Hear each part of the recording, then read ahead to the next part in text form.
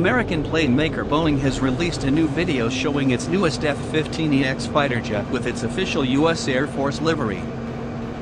As noted by the company, U.S. Air Force test pilots take to the skies for the first time in the F-15EX advanced fighter aircraft.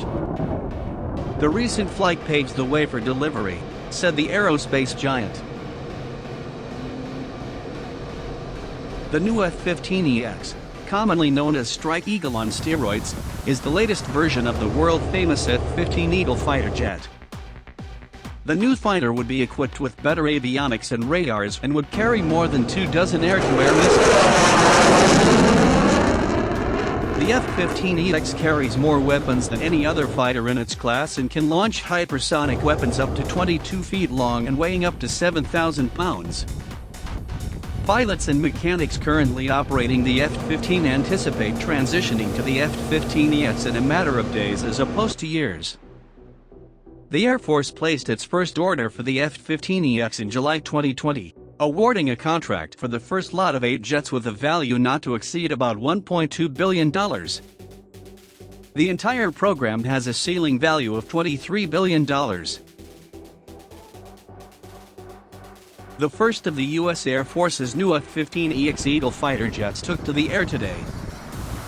The new fighter, described as the most advanced version of the F-15 ever built, made its maiden flight from St. Louis, Missouri, departing at 1:53 p.m. local time in a dramatic Viking takeoff, almost 50 years after the original F-15A prototype was first flown. The war zone was first to unveil the F-15X initiative back in July of 2018.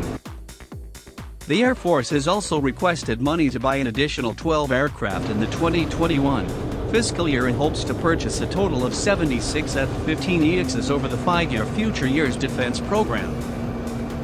Ultimately, the aims to acquire at least 144 of the jets as it sets about replacing its older F-15C or D Eagles that are rapidly running out of airframe hours. That number could grow in the future as the flying force balances its needs for low observable fighters and advanced fourth-generation types. Even the possibility of replacing the F-15E with the F-15EX has been floated unofficially.